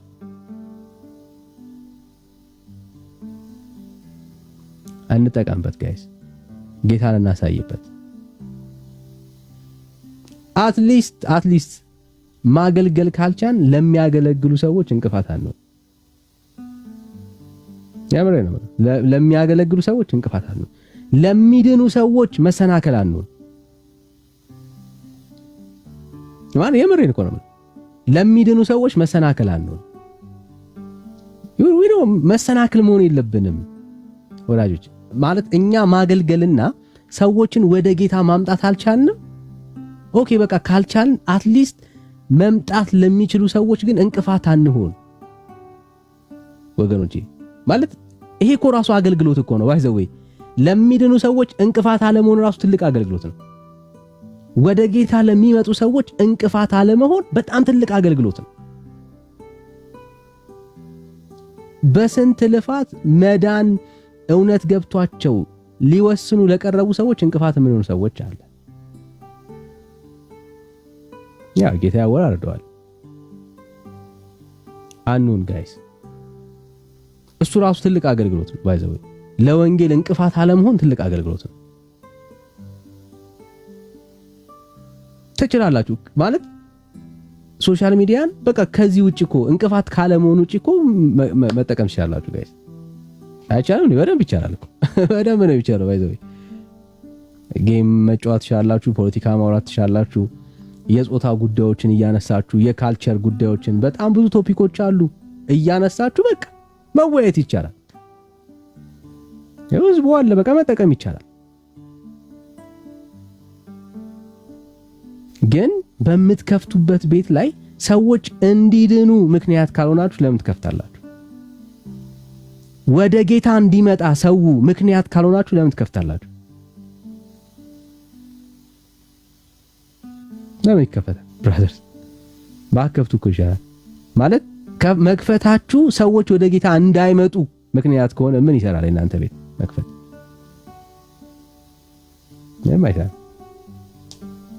ምንም አይሰራም። እና እናበረታታችኋለን ጋይስ፣ የምሬ ነው። ጌታ ድንቅ አምላክ ነው። እንቀጥላለን። ወንጌል በምንም ምክንያት ሊቆም አይችልም። ይቀጥላል ወንጌል። እግዚአብሔር ይባረክ። እንደዚሁ ለጨዋታ ያክል ነው። ጌታ ማንንም ተማምኖ አያውቅም፣ እኛንም አይተማመንም። እግዚአብሔር በራሱ ክንድ ነው የሚተማመነው። እንደሚቀጥል እናምናለን። ግን ለምናደርገው ለእያንዳንዱ ነገር ከጌታ ዘንድ ግን ኮንሲኩዌንሱን እንደምንቀበል እሱን ለማሳሰብ ያክል ነው። እሺ ሰላም ገብሩ፣ እንዴት ነው ወዳጄ?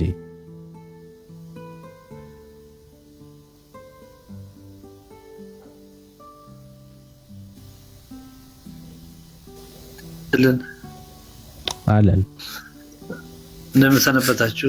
ኔትወርክ እኛ ጋር ሰላም ነበር። እንዴት ናችሁ? ለዛት ቤት ከዛ ሐዳስ ንድቅ ይደሉ አማይ ጽዞር የሚባል ነገር አለ። የእናንተ ቤት አዲስ ህንጻናትና የወርቅ መዝጊያ ያስፈልጋታል የሚባል በግዕዝ ቋንቋ አለ። ደግሞ እግዚአብሔር አብቶ የእናንተ አገልግሎት እንዲባርክልን ለፈጣሪ ለምናለሁ። አሁን የተነሳው እናንተ አጥቼ ነው የቆየሁት። ባለፈው ኔትወርክ እኛ ጋር አይሰራም። የ6 ሰዓት አካባቢ ነው ያለ ሌሊቱ ጋር ከእንቅልፍ ተነስቼ የእናንተ አገልግሎት ለመስማት ነው ተነስቼ ያለው። ደግሞ እግዚአብሔር አመስግኑልኝ እናንተ በማግኘት ዛሬ ማለት ነው። አመሰግናለሁ። እንዴት ሰላም ናችሁ? በተረፈ ጥሩ እዳኒ ሁሉ ቤተሰብ ሰላም ነው ሁሉ። ተባረክ ገብሩ፣ እግዚአብሔር ይባርክ፣ ጸጋ ይብዛል። እሺ ተባረክልኝ። እሺ ኔትወርክ አለን፣ እናወራለን፣ እንቀጥላለን። እሺ ያኑ ሰላም፣ እንዴት ነህ?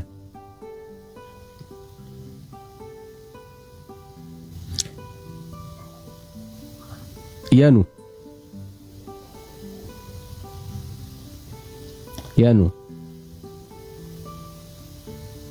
የኑካ ነው የሚለው። እሺ ሌላ ኦርቶዶክሳዊ ያለ በተለይ ነገረ ማርያም በኦርቶዶክስ ትክክል ነው፣ ቤተክርስቲያናችን አልተሳሳታችን ብሎ የሚያምን ኦርቶዶክሳዊ ያለ ነገረ ማርያማችን ትክክል ነው፣ ስለ ማርያም የተማርነው ያለው ሐሳብ በጣም ትክክል መጽሐፍ ቅዱሳዊ ነው ብሎ የሚያምን ኦርቶዶክሳዊ ያለ። ቤተክርስቲያኒቷ በጣም ከወደቀችባቸው ትምህርቶችና ሐሳቦች መካከል አንደኛው ይሄ ነው። ቤተክርስቲያን ስታለች ብለን ከምናምንበት ትምህርቶች መካከል አንደኛው፣ መታደስ አለባት ብለን ከምናምንበት አንደኛው ትምህርት መካከል ይሄ ነው። ቤተክርስቲያኒቷ ከሳተችባቸው። እሺ ሰላም አሼ፣ አቤት እንዴት ነው ታኒ? እንዴት ነህ? ይሰማል? ይሰማል የኔ ድምጽ ዳኒ? አይሰማም? ዳኒ አይሰማም?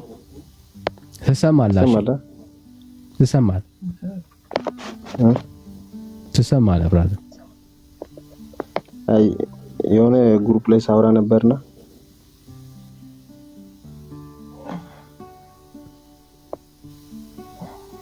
እሺ ከየት ቤተ እምነት ትሰማለህ? እሺ ትሰማለህ? እሺ እኔማ ፕሮቴስታንት ነኝ። እሺ እና የሆነ ግሩፕ ላይ ስናወራ ነበር ከልጆች ጋር ከሱ ጋር የተገናኘ ነገር ጥያቄ አንስቶብኝ ነበርና ለነሱ ምላሽ አንተ እንድትሰጥ ፈልጌ ነበር። እና ሊንክ ምናምን ስልክ ነበር አይተው ከሆነ ምናልባት ምን አልከኝ? ምን የሆነ ልጆች ጋር ሳውራ ነበር ከሱ ጋር የተገናኘ ነገር በግሩፕ ማለት ነው። እሺ ምንድነው? ብዙም አንተ ማለት አልቻልኩትምና አንተ እንድታግዝ ፈልጌ ነበር የገባሁት። በዚህ ሊንክ ግባና አስከብራቸው።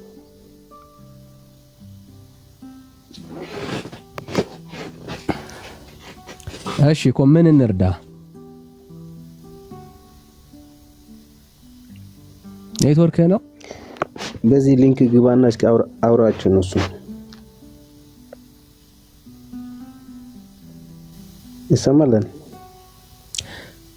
እሺ አይ መማርና ማወቅ የሚፈልግ ሰው ካለ በውስጥ መስመር አውራኝ ልረዳ እችላለሁ። አንተም ጥያቄ የፈጠረብህ ነገር ካለ ልታገኘን እንችላለን።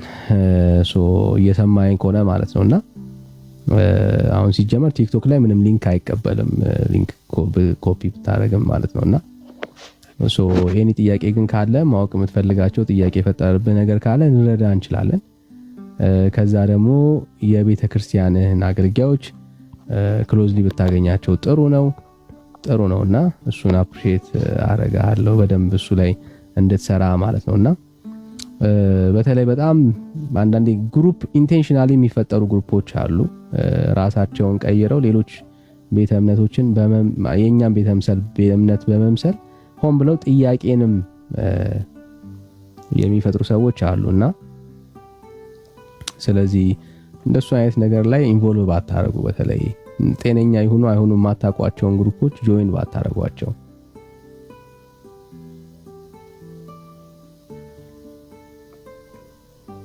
ይሰማል ጋይስ? አዎ ሰምቻለሁ ዳኒ። እሺ ዶክተር አቤል ልክ ነው። ሊንክ አልከፍትም ሲጀመር። እሺ እና እሱን ጥንቃቄ ብታረጉ ማለት ነው። አይጠቅማችሁ ማለት መማር የምትፈልጉ ጤነኛ ትምህርት የምትፈልጉ ምናምን ሰዎች ካላችሁ በውስጥ መስመር ብታገኙን ጤነኛ ከነሱ ጋር ጀስት እንደ መማር አይነት ነገር ስናወራ ነበር። ያው ለብቻዬ ነበርኩ። እነሱ በብዛት ሲጠይቁኝ ማልሳጣት፣ ለዛ ደግሞ ከእናንተ ከሁለታችሁ አንዱ የሚያግዘኝ ሰው ብዬ ከቅድም ጀምሮ ኢንቦክስ አደረግ ነበር። አላያችሁም ወይ? ከአንተ ወይ ከእርሚ ፈልጌው ነበርና ለብቻዬ ስለነበርኩ ነው ከነሱ ጋር አኮ ጥያቄ የፈጠረብህ ነገር ካለ በውስጥ መስመር ልንረዳ እንችላለን። ግን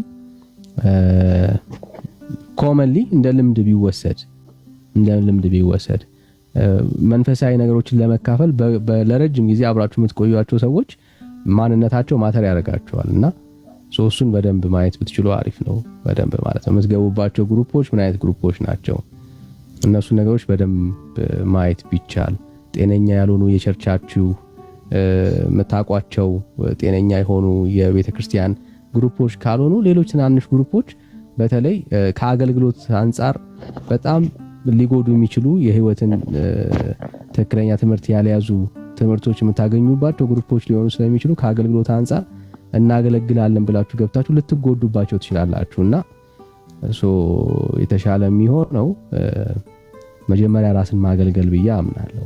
ራሳችሁን መጀመሪያ በደንብ ኢኩዊፕድ አድርጉ። እነኛን ደግሞ የምታደርጉት ጤነኛ በሆኑ ግሩፖች ላይ ናቸውና እነኛን ግሩፖች ጆይን ማድረግ የምትችሉ እያንዳንዱ ትላልቅ ቸርቾች የራሳቸው ግሩፖች ያሏቸው ባይዘው እያንዳንዱ ቸርቾች ይሄ ጤነኛ የምንላቸው ቸርቾች ማለት ነውና እነኛ ጤነኛ ቸርቾች ውስጥ ጆይን አድርጋችሁ እዛ ውስጥ የሚለቀቁ ትምህርቶችን፣ ስብከቶችን፣ ጸሎቶችን ብትካፈሉ በጣም ትጠቀማላችሁ። እሱን ነው የምልህ። በተረፈ ግን ጥያቄ ካለብህ በውስጥ መስመር አገኘን። ጸጋ ይብዛል። እሺ ሌላ ኦርቶዶክስ ያለ ነገረ ማርያም በኦርቶዶክስ ትክክል ነው ብሎ የሚያምነው ኦርቶዶክስ ያለ የሚደፍር አለ። ኦርቶዶክስ ያስተማረችኝ ትምህርት ስለ ማርያም ትክክል ነው ብሎ የሚያምነው ኦርቶዶክስ ያካለ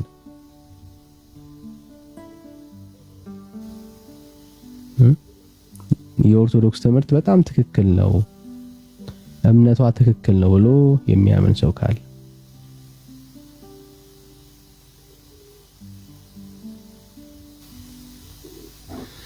ራሱ ከበደ እንዴ ወንድምነት እንዴ እኮ እዚህ በእውነት በዚህ አርዕስት ላይ ነገረ ማርያም ላይ ደፍሮ ለመናገር የሚፈልግ ኦርቶዶክሳዊ ካለ ያው አያውቅም፣ በቃ እኔ አያውቅም ነው ብዬ የምለው እንጂ ካወቀ በተለይ ቤተክርስቲያኒቱ የምታስተምረውንና በመጽሐፍቶቿ ላይ የተጻፈውን ያወቀ ሰው ካለ በፍጹም አይመጣም። ለዚህ እኮ ነው በባለፈው ነገረ ማርያም ላይ ዲቤት ጥሪ ሲደረግልኝ ያ ጠጅ እንደመጠጣት መጽሐፍ ቅዱስን ለመጠጣት የሚደፍር ሰውዬ ይቅርብህ ያሉት ለዚህ ነው። እንኳን አንተ ለሊቃውንቱ እንኳን ራሱ የማይሆን ነው አለ። ነገረ ድነትን በተመለከተ ነገረ ማርያምን ትምህርት አንስቶ የማይሆነው ነገር እያሉ ነው የጮሁበት። እና ነገረ ማርያም የኢትዮጵያ ኦርቶዶክስ ቤተክርስቲያን ምን ብላ ነው የጻፈችው ከተባለ ዓለም ሳይፈጠር አስቀድሞ ካለው ነው የምንነሳው። ሰማያትና ምድር ሳይሰሩ እኮ እሷ እኮ ነበረች ብላ ያናለች። ይህንን በየትኛው የሂሳብ ስሌት የትኛው ምዕመን ሊመልስ ይገባል?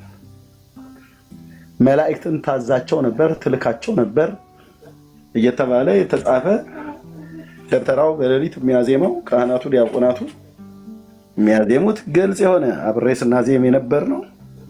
በየመጽሐፍ ሰዓታት ላይ የተጻፈ ግልጽ የሆነ ጽሑፍ አለ። ማን ሊያስተባብል ይችላል? ስለ መስገድ አለመስገድ አይደለም። ራሱ ማርያም መኖር የጀመረችው መቼ ነው ተብሎ የሚባል ነገር ቢነሳ ቤተክርስቲያኒቱ ውስጥ ሁለት አይነት ትምህርት ነው ያለው። መቼ ነው የነበረችው? ሰው ናት፣ ሰው አይደለችም፣ ክርክር አለው። ጥንተ አብሶ አለባት የለባትም፣ ክርክር አለው። ከመቼ ጊዜ ጀምሮ ነው መኖር የጀመረችው? ግማሹ የዛሬ 2000 ዓመት ይልሃል፣ ግማሹ ደግሞ ዓለም ሳይፈጠር አስቀድሞ ነበረች ይልሃል። በመጽሐፎቻቸው ማለት ነው። እነ ኖህ በነበሩበት ዘመን በመርከብ ያዳነቻቸው እሷ ናት ይላል። የሴም ቡራኬው እሷ ናት ይላል። ከገነት በተሰደደ ጊዜ አዳም ተስፋው እሷ ነች ይላል። እንዴ ኦርቶዶክስ ላትነሳ እኮ ነው የወደቀችው በማርያም በነገረ ማርያም ትምህርት ጉዳይ። ሰው መጥቶ ዝም ብሎ እልህ ይዞት ሳያነብ መጽሐፍ ሳያነብ መጽሐፍ ከሚያነብ ሰው ጋር መጥቶ ሊነጋገር የሚፈልግ ትውልድ በጣም ተሳስቷል። ያው መጥተው የሚናገሩ ስለሌላቸው ተራግመው ተሳድበው ይሄዳሉ እንጂ ካነበቡ ፊቴ ቆመው አያወሩም። አምላክ የእግዚአብሔር ምስክር ነው አልኩ። ያልተገለጡ እስከዛሬ ድረስ ያላወራናቸው እንዴት አይነት አስቀያሚና ቀፋፊ የሆኑ ጽሁፎች በጌታ እናት በማርያም ስም ኦርቶዶክስ እንደጻፈች ወደ ብርሃን እንገልጠዋለን። እሷም አንድ ቀን እንደ ካቶሊክ ተሐድሶ ያስፈልገኛል ብላ ነገረ ማርያም ትምህርቷ ላይ ያለውን ነገር እስክታስተካክል ካቶሊክ ከ500 ዓመት በኋላ ነው ማርያምን አሁን ያወጣቻት ከነገረ ድህነት ውስጥ። እስከዛሬ ድረስ ከክርስቶስ እኩል ታድናለች እያለች ስትሰብክ ነበር። ከአኗኗሯ ነው የሚጀምረው። አኗኗሯ ከመቼ ጊዜ ጀምሮ ነው መኖር የጀመረችው? ለአንድ ኦርቶዶክሳዊ ቢጠየቅ አይመልስም።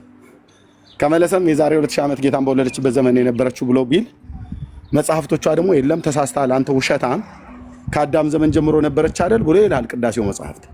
እሱኛውም ደግሞ እሱ ቢመሰክር አንተ ውሸታም ደግሞ ከኖህ ነው የጀመረችው ከአዳም ነው የጀመረችው ዓለም ሳይፈጠር አስቀድሞ ፀሐይና ጨረቃ ሳይሰሩ አይደል እንደ ያለችው ብላ ደግሞ መጽሐፍቶቿ ላይ ያለው። ስለዚህ ማርያም በሶስት የተለያዩ ዘመናት እንደነበረች ይነገራል። ዓለም ሳይፈጠር ዓለም ከተፈጠረ በኋላ አዳምና ሔዋንም በተፈጠሩ ጊዜ እሷ በዛ ነበረች የሚል መጽሐፍ ሁሉ እንደተጻፈው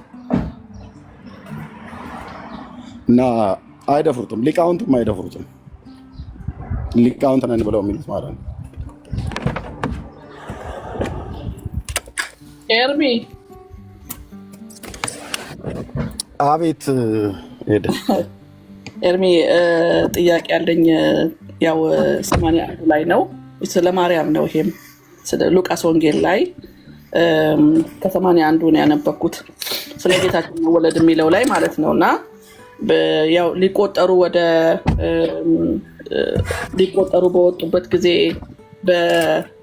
በቄርኔሬዎስ በሶሪያ አገረ ገዥ በነበረበት ጊዜ ለጽሕፈት ሊቆጠሩ በሄዱበት ጊዜ አይደል የወለደችው ማርያም ለቆጠራ እና ምን ይላል ምዕራፍ 6 ነው። የግዕዙን ስለማላውቀው ነው የግዕዙን ቁጥር አላውቀውም።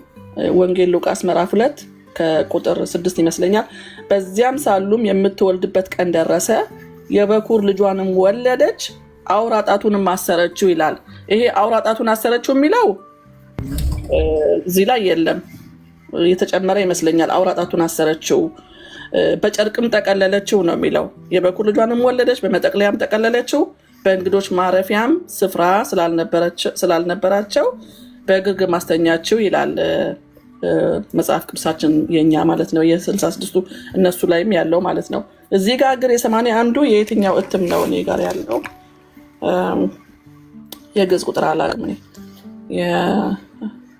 በብፁዕ አቡነ ጳውሎስ ፓትርያርክ የታተመው ማለት ነው። እና አውራ ጣቱንም አሰረችው ይላል። እዚህ ጋር ምን ትላለህ ብዬ ነው። አውራ ጣቱ አሰረችው የሚል ለምን ጨመሩበት ነው እኔ ጥያቄ።